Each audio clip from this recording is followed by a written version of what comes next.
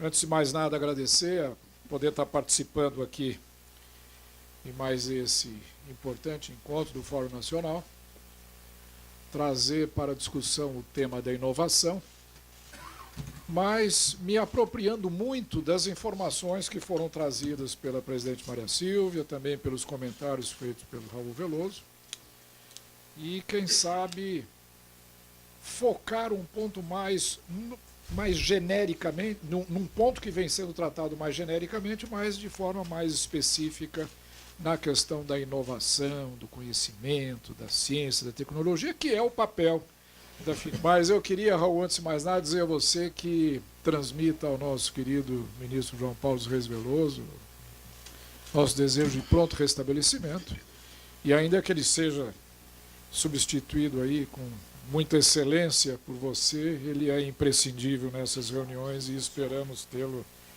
em breve nos nossos próximos eventos. Eu já tive aqui, sim, alguns anos atrás, discutindo reforma tributária, Raul, reforma tributária. E, curiosamente, reforma tributária com um altíssimo conteúdo de inovação, que é o que eu vou estar discutindo aqui hoje. Na época eu falava sobre a proposta do imposto único, que em realidade, durante um bom tempo, tomou aí um espaço na discussão da reforma tributária e que acabou, de certa forma, influenciando também os rumos de todo o debate, ainda que não da forma como eu havia previsto. E, logicamente, isso mostra que inovação é uma atividade sempre carregada de incerteza, de risco, e, sobretudo, da necessidade de uma compreensão clara do que efetivamente ela representa e pode representar para um país. Por que inovação é importante? Essa é a grande pergunta que muita gente faz, é muito falada. Ontem eu estive numa reunião do Conselhão, em Brasília, e fiquei muito feliz, porque pela primeira vez o Conselhão pretende fazer propostas ao presidente da República, trazendo o tema inovação especificamente. Muito falado, porém pouco compreendido. A nossa Constituição incorporou o tema inovação na PEC 85 do ano passado, 2015. Apesar de ser um dos temas mais discutidos e um dos temas mais fundamentais na definição do desenvolvimento econômico, progresso econômico, e na geração, digamos, da riqueza das nações. Os economistas, e aqui são vários economistas, vêm tratando a questão do crescimento econômico, das bases do desenvolvimento econômico há mais de 500 anos. Né? Os mercantilistas acreditavam que a riqueza das nações estava no acúmulo de riqueza, de metais preciosos, ouro, prata, que levava a guerras pontuais, roubos de tesouros nacionais, acúmulo, enfim, de riqueza tangível, material, portátil, inclusive. Pois vieram os fisiocratas, acreditando que o desenvolvimento econômico das nações estava na disponibilidade de recursos naturais, mais especificamente terra agricultável, para a sustentação das suas populações. Os clássicos, né, vieram discutir, Adam Smith, a grande contribuição, a especialização do trabalho, começou-se a pensar em alguns fatores de produção que hoje são incorporados às nossas teorias, fator mão de obra, capital, trazido também pelos clássicos, que discutiram, né, na síntese neoclássica, a conjugação de todos esses fatores de produção, recursos naturais, capital, trabalho, a capacidade empresarial, que, combinados e geridos por um mercado perfeito, necessariamente levariam ao desenvolvimento econômico, ideia combatida por Keynes, que diz que não, existem imperfeições de mercado, há necessidade de entrada de governo. Enfim, e a partir daí, uma sequência enorme de teorias, pensamentos sobre o que é que está na base do crescimento econômico de um país. Né? Um marco decisivo, do meu ponto de vista, nesse debate, ocorre com o professor Solow, do MIT, quando, inclusive a partir da facilidade da informática em tratar com grandes números, já se começava a ter o início dos computadores na década de 50, começo da década de 60, tentou estimular, não é? Estimar, perdão, as funções de produção, dando papéis específicos, tentando medir a contribuição de cada um desses fatores ao crescimento econômico, conseguiu algumas correlações muito bem ajustadas, com R² muito altas, mas com resíduos enormes, que ele chamou, por falta de outro termo ou de outro conhecimento, chamou de progresso tecnológico. E aí começou uma nova preocupação, um novo rumo para a discussão da origem do crescimento econômico das nações, que é tecnologia. Uma série de outros autores, outras teorias, outras percepções acerca do tema vêm sendo desenvolvidas, mas eu não vou correr o risco do Francis Fukuyama de dizer que nós chegamos ao fim da história, mas eu acho que hoje existe um grande consenso que não é disputado por ninguém, por nenhuma escola, nenhum pensador econômico, ninguém que pensa em termos de crescimento econômico, de desenvolvimento econômico. A base de todo o crescimento econômico está na tecnologia e na inovação.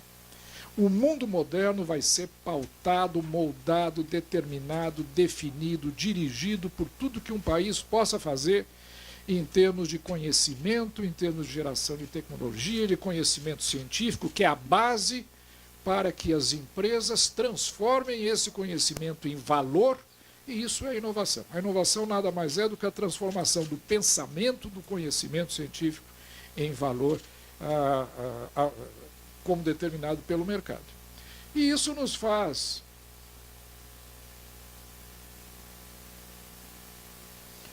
começar a nossa breve exposição. Por que as nações fomentam, portanto, a inovação? É um consenso. Se fala muito, mas muitas vezes ainda não é devidamente compreendido. E esse é o papel da FINEP, é o papel da carteira de inovação do BNDES. Aliás, há algumas décadas, claramente percebida pelo ministro João Paulo dos Reis Veloso, quando foi um dos grandes mentores e estimuladores da criação da FINEP, exatamente com esse papel, e é por isso que nós temos um grande carinho por ele, inclusive agora que comemoramos 50 anos de existência, vai ser uma das pessoas que mais será lembrada durante essa efeméride. Mas por quê? Inovação é um dos fatores críticos para a constante reinvenção da atividade empresarial. Esse é um consenso hoje, né? Então não se fala mais nesses fatores de produção convencionais, mas sim na aplicação do conhecimento no processo produtivo, né? Por que as empresas buscam a inovação? A inovação, primeiro, promove o crescimento sustentado, já aferido por inúmeros trabalhos econométricos e pela mera observação da realidade, né? As empresas inovadoras, elas têm algumas características muito peculiares que as diferenciam das empresas produtoras de bens, digamos, convencionais, que não inovam, que apenas reproduzem conhecimento e praticam, né, a produção em bases correntes, sem grandes inovações. As empresas inovadoras, elas são forçadas pela própria essência da sua atividade a serem mais colaborativas. Elas têm uma maior sinergia com outras empresas do mesmo setor, com entidades, com as universidades, com laboratórios, com os institutos de pesquisa, com todos aqueles que geram conhecimento para serem aplicados no processo inovativo. As empresas, em geral, internacionalizadas com foco na inovação, elas são maiores e se inserem-se com maior intensidade no comércio internacional e, mais importante de tudo, elas remuneram melhor a mão de obra, empregam funcionários com maior escolaridade e qualificam o seu pessoal ocupado com maior intensidade. Esses são dados que a Pintec tem mostrado. Das 19 mil empresas inovadoras no Brasil, 19 mil identificadas pela Pintec de 2014, recentemente desenvolvida, essas são algumas conclusões extremamente importantes. Uma empresa inovadora, ela é diferente qualitativamente das empresas que não são inovadoras. Esse é um ponto que a presidente Maria Silvia mencionou. Não basta fazer investimento, nós precisamos olhar a qualidade do investimento. E é exatamente isso que diferencia as empresas inovadoras das empresas convencionais. É a qualidade do produto, é a forma como elas adentram o mercado, é a forma como elas produzem, é a forma como elas ganham mais competitividade e mais produtividade. Não é à toa, portanto, que na última reunião do G20, o comprometimento com a inovação foi taxativo. E eu não vou ler aqui aos senhores, mas a principal conclusão dessa última reunião do G20 é exatamente a ênfase que esse grupo das 20 maiores economias do mundo dão ao crescimento induzido pela inovação. Não basta ter investimento, tem que ter investimento inovativo. Não basta haver aumento da capacidade produtiva, tem que haver novos produtos, novas formas de inserção no mercado, hoje o mundo globalizado e competitivo internacionalmente. A leitura desse texto aqui é muito interessante, eu recomendo aos senhores que leiam, porque ele realmente coloca de maneira muito incisiva a importância disso. Bom, vamos ver como é que o Brasil está, então, na área da inovação, já que discutimos agora a importância fundamental, primordial, da inovação no processo de crescimento e desenvolvimento econômico. Primeira observação, essa aqui é uma pesquisa sobre competitividade feita pela CNI, muito recente, foi divulgada agora no ano passado, e que, de novo, nos coloca numa posição vergonhosa. Veja que nós estamos sendo comparados aqui nesse estudo com alguns países com os quais nós temos algum nível de concorrência, competitividade e de, digamos, participação em mercados concorrenciais, né? Canadá, Coreia do Sul, Austrália, China, Espanha, Chile, Polônia, Rússia, Tailândia, Turquia, México, Índia, Colômbia e assim por diante. Vejam, são 18 países. Nesse índice de produtividade, ou de competitividade, perdão, o Brasil é o 17º colocado. E foram aferidas estas linhas de análise para se chegar a esse ranking.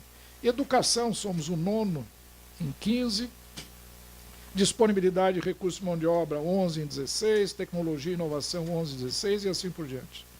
Ou seja, o fato é que, em questão de competitividade, o Brasil não está auferindo corretamente as possibilidades que... Isso aqui está oferecendo a todo mundo. O Fórum Econômico Mundial, mais uma vez, nos coloca aqui em 75º lugar no ranking de competitividade global. Agora, uma observação rápida, isso é muito curioso, não é? Que o Brasil esteja tão atrasado em matéria de inovação, em matéria de novos produtos, quando a nossa convivência com ciência, tecnologia e inovação, Raul, é antiga, é secular. O Observatório Nacional foi criado ainda durante o tempo do Império. E é um laboratório respeitável, com trabalhos importantes feitos hoje no mundo. Hoje, se o estado de São Paulo é o estado líder da nação, isso se deve exclusivamente ao Instituto Agronômico de Campinas, que, através de inovações e de pesquisas, introduziu variedades resistentes do café para a região de São Paulo e sul de Minas, e que gerou o capital, a acumulação primitiva de capital, com o qual se financiou todo o processo industrial brasileiro. Na área médica, institutos como Fiocruz, Manguinhos, antiquíssimos. Então, a convivência do brasileiro com a área de ciência e tecnologia não é nova. A FINEP tem 50 anos. O CNPq tem 66 anos. Um levantamento feito pelo IPEA recentemente mostrou que o Brasil tem hoje 4.900 infraestruturas de pesquisa, laboratoriais e de estudos geradores de conhecimento. O Brasil é hoje o 13º país no mundo em termos de produção de conhecimento, seja ele medido pelo número de artigos publicados, seja ele medido por outros critérios internacionais, o que nos coloca numa posição respeitável. 13º no mundo em termos de produção de conhecimento. Mas 69º, segundo o Global Innovation Index, 75º, segundo este do Fórum Econômico Mundial. Enfim, então alguma coisa está acontecendo que está descasando o nosso potencial, a infraestrutura instalada de universidades, de laboratórios, de institutos geradores de conhecimento, de qualidade de mão de obra, e o que efetivamente está acontecendo na aplicação desses conhecimentos no processo de inovação, que é a transformação desse conhecimento em valor. E isso nós simplesmente não estamos sendo capazes de fazer. Esse é o grande desafio a ser enfrentado pela FINEP, a ser enfrentado pelo país. Eu tenho alguns dados aqui que comprovam, de certa forma, isso que eu estou querendo mostrar. Veja o que está acontecendo em termos de dispêndios, investimentos em novas tecnologias em alguns países no mundo, né? Estados Unidos, China, Japão, Alemanha, Coreia do Sul e Brasil. Estamos sendo comparados com eles. A linha vermelha brasileira tem mostrado uma certa evolução positiva, né? Mas a China tem uma expansão de dispêndios que pretende chegar a 2,5% do PIB até 2020, como projeto nacional. Vejam aqui a inclinação dessa curva, como ela cresce mais rapidamente que as demais. Os Estados Unidos, evidentemente, já se encontram num patamar muito mais elevado, mas também vem investindo significativamente. Comparativamente a países de renda média, o Brasil também tem uma posição razoável. Se nós formos olhar aqui, o esforço brasileiro, em termos de construção de uma estrutura instalada de laboratorial, de institutos de pesquisa, de universidade, geração de conhecimento, é muito respeitável, né? Vocês vejam que estão muito acima do México, mais do que a Espanha, mais do que a Itália e Canadá, mais praticamente o mesmo que o Reino Unido e a Rússia. É uma coisa interessante como o esforço governamental não tem sido acompanhado por resultados, ainda que a infraestrutura necessária para que o Brasil seja um grande usuário do processo inovativo, no seu processo de produção, não esteja efetivamente ocorrendo. E aí fica a grande pergunta: o que é que está acontecendo? Quais são as grandes discrepâncias entre as melhores práticas no mundo hoje e o que está acontecendo no Brasil? A primeira coisa que eu gostaria de mostrar aos senhores é isso aqui. Isso aqui mostra a relação entre cada real gasto pelo governo e a contrapartida em inovação gasto pelo setor privado. Brasil, 41%. Ou seja, o Brasil hoje gasta aproximadamente 1,3% do PIB em ciência, tecnologia e inovação. De novo, é muito respeitável, não é pouco.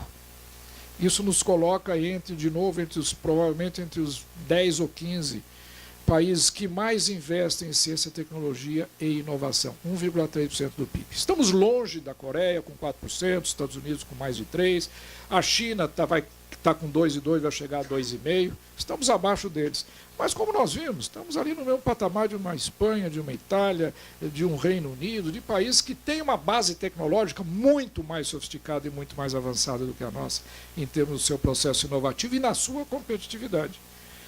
E esta é uma das explicações. O que o governo gasta, e esta é uma atividade claramente identificada como uma falha de mercado, ciência, tecnologia e inovação, é um setor que sofre de profunda falha de mercado. A presidente Maria Silva mencionou isso também, que é a função do Banco de Desenvolvimento estimular aqueles investimentos cujos retornos sociais sejam mais baixos que os retornos, sejam mais altos que os retornos privados. E inovação é uma situação típica. aonde isso ocorre. Portanto, é imprescindível a presença, a participação e o fomento público. Isso acontece no mundo inteiro. É o governo que estimula, que fomenta, que induz o processo inovativo e o processo de geração de conhecimento. Retornos privados são baixos. O risco de incerteza, o risco e a incerteza são extremamente mais elevados do que investimentos de mera reprodução de capital, seja de infraestrutura, seja de aumento de capacidade produtiva. No processo inovativo não é só risco de mercado que se corre, que pode ser medido. No processo inovativo, além do risco de mercado, existe o risco do conceito, que pode fracassar completamente, pode não ter viabilidade econômica, porque está embasado num processo de investimento caro, dispendioso, de pesquisa, de geração de conhecimento e de acumulação de conhecimento, que hoje se torna cada vez mais complexo no mundo moderno. O Brasil vem fazendo, o governo brasileiro vem fazendo a sua parte. Por quê? Desses 1,3% do PIB que são gastos em ciência, tecnologia e inovação no Brasil, aproximadamente 0,8% é gasto público. E 0,4% é alguma coisa, é o setor privado. Ou seja, 41% apenas do gasto público encontra a contrapartida vinda do setor privado, que efetivamente viria a transformar o conhecimento em inovação. Olhem a comparação com o Japão. O setor privado, a relação é 80% feito pelo setor privado e 20% feito pelo setor público, ou seja, para cada real despendido pelo governo japonês, R$ são despendidos pelo setor privado na continuidade do processo de pesquisa, inovação, introdução de novos produtos e novos processos. Então esse é o grande desafio que nós precisamos enfrentar. Ou seja, elevar o investimento empresarial, né? Aqui são alguns dados que nós tiramos da Pintec, que eu vou deixar à disposição depois aí para quem tiver algum interesse em se aprofundar um pouco mais. O que tem sido inovação de produto, inovação de processo, o que é ou não pesquisa em P&D interna. Mas o fundamental que eu queria deixar como perspectiva para se mirar o futuro, que é o que nós estamos tentando fazer, é que o conceito da tecnologia precisa ser melhor assimilado pela sociedade brasileira, né? Nós vivemos hoje um momento de extrema dificuldade econômica, né, fiscal, mas é importante que nós analisemos, ainda que brevemente, o que é que sustenta o esforço nacional em termos de ciência, tecnologia e inovação. O principal fundo, a principal origem de recursos para esse setor é o Fundo Nacional de Ciência, Tecnologia e Desenvolvimento, que é o FNDCT. O FNDCT foi uma conquista importante, ainda no século passado, mas muito estimulada com a criação de fundos setoriais ao longo da década de 90, e que hoje é responsável pela origem da maior parte dos recursos disponíveis para o Ministério da Ciência, Tecnologia e Inovação. Vale lembrar que nós temos no Brasil um sistema misto, né, em termos de modelo de gastos públicos na área de ciência, de tecnologia e inovação. Os Estados Unidos é um país que tem um modelo absolutamente descentralizado. Não existe o Ministério de Tecnologia, de Ciência e Tecnologia, existem agências, são os orçamentos de cada ministério que por si só desenvolvem os seus próprios projetos, é o Ministério de Educação, Ministério de Transporte, de Saúde, de Defesa, principalmente. Enfim, são os ministérios que, dos seus próprios orçamentos, desenvolvem os seus projetos de desenvolvimento científico, tecnológico e de inovação. Um exemplo oposto é, por exemplo, Israel, onde existe a figura do cientista-chefe. É o ministro mais poderoso daquele país. Ele centraliza, ele determina, ele escolhe todas as ações israelenses em termos de gastos, em termos de investimentos, em termos de desenvolvimento de ciência e tecnologia. Nós temos um sistema misto, né? Nós temos um sistema que se compõe, primeiro, O foco principal é o Ministério da Ciência, Tecnologia e Inovação, que hoje opera apenas 40% do total dos gastos públicos na área de ciência, tecnologia e inovação. O resto estão também espalhados por vários ministérios. A Embrapa, caso típico, Ministério da Agricultura, Ministério da Defesa, está lá com seus projetos, submarino nuclear, o reator multipropósito, Ministério da Saúde, programas importantes em desenvolvimento de biofármacos. Então nós temos um sistema misto. Mas o principal, digamos, o principal ofertante de fundos para a área continua sendo o FNDCT, e que tem tido esta performance ao longo do tempo. E os senhores vejam que de 2014 para cá, 2015, 16, 17, nós estamos passando por uma das maiores crises que esse país já passou nesse setor. Né? Estamos já, em 2010 se executou 3 bilhões e 800 milhões, o fundo, né? Praticamente quase a totalidade da arrecadação, que é o topo da linha laranja, e isso vem caindo desde 2013, quando a FINEP, através da FINEP, o FNDCT executou 3 bilhões e 600, caiu para 3 bilhões, 1,700, o ano passado 1 bilhão, e esse ano temos disponibilidade de apenas 710 milhões. Quer dizer, devido a esse contingenciamento, o FNDCT pode ter o menor orçamento de sua história, inferior a 800 bilhões de reais.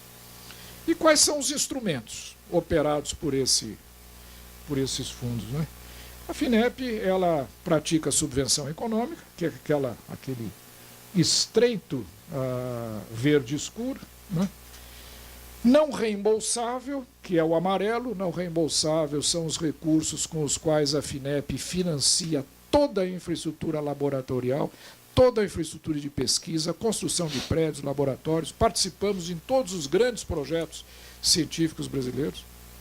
E é importante também perceber que inovação não é só startup, spin-offs de empresas, TI. Esse é o lado mais visível da inovação. E é o lado muito light da inovação, onde uma boa cabeça, um computador pode construir uma Uber, pode construir grandes empresas, etc.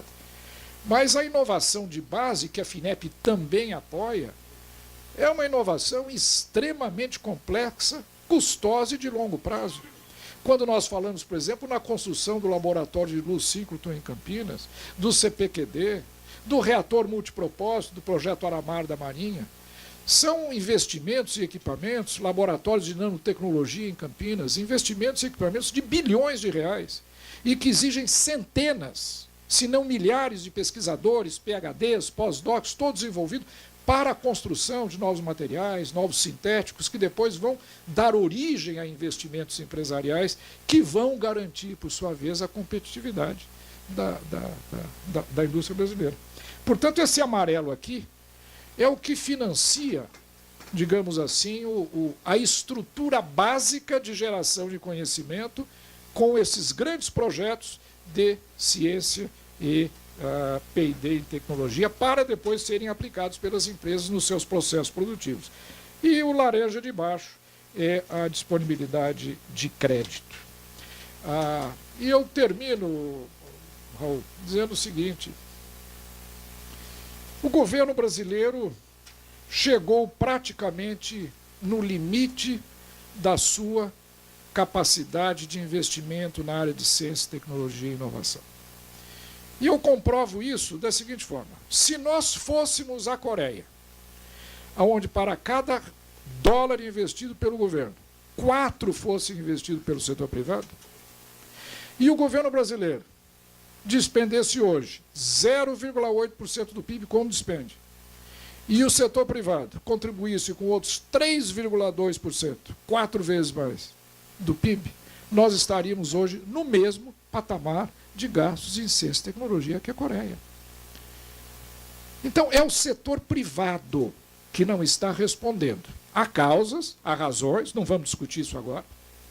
Eu acho que esse é um tema extremamente importante para ser aprofundado, Porque o mundo moderno não vai depender mais da mera reprodução de capital, repito, de investimento em infraestrutura, é essencial, é fundamental, mas a competitividade do país, o crescimento a longo prazo do país, nós estamos falando a longo prazo, está hoje calcado na inovação. Não é o fim da história, como disse Fukuyama, mas 500 anos de reflexão nos levaram a essa conclusão hoje unânime, que a origem, a base, a fonte do crescimento econômico é na inovação, e é aí que nós precisaríamos aprofundar todos os nossos esforços. Eu tenho uma série de sugestões que posteriormente poderíamos discutir sobre que ações o governo poderia tomar no sentido de preservar, primeiro, as conquistas já realizadas. Não iniciarmos um processo de sucateamento do nosso parque tecnológico instalado. Já estamos perdendo os nossos valores humanos. Hoje nós vivemos uma diáspora dramática científica. Não existe laboratório no mundo, não existe universidade no mundo, não existe instituto de pesquisa no mundo que não tenha no seu corpo diretivo brasileiros, cientistas brasileiros da melhor qualidade, que não encontram condições de trabalho no nosso país. Nós não estamos sendo capazes de reter esses valores. E essa é a base do conhecimento e do processo inovativo. Então nós precisamos começar a pensar muito seriamente em programas de retenção, em programas de atração de valores. A China, para chegar a 2,5% do PIB, está desenvolvendo um programa onde eles têm uma meta, atrair 5 mil das mentes mais brilhantes do mundo para irem trabalhar na China. E estão conseguindo isso. Nas viagens que tenho feito à Suécia, à Espanha, ao Canadá, aos Estados Unidos, quando se identifica um grande cientista, os chineses oferecem o que ele pede para ele se e começar a trabalhar na China. E estão conseguindo, e vão conseguir. E devem ter levado provavelmente um grande número de brasileiros. Enfim, era essa a mensagem que eu quis trazer hoje aqui aos senhores para a reflexão desse fórum, que é um dos grandes fóruns de pensamento, de política nacional. Mudar um pouco o tom, né? Entrando dentro de uma agenda mais microeconômica e mais focada num tema que eu repito, Raul, não foi ainda devidamente assimilado pela sociedade brasileira como um ponto determinante no futuro do país, que é a inovação, é a ciência e a tecnologia. E exige, sim, uma ativa e forte presença governamental. Não há ninguém mais liberal do que eu aqui. Ninguém mais desejaria ter um governo eficiente, porém estimulador do setor privado.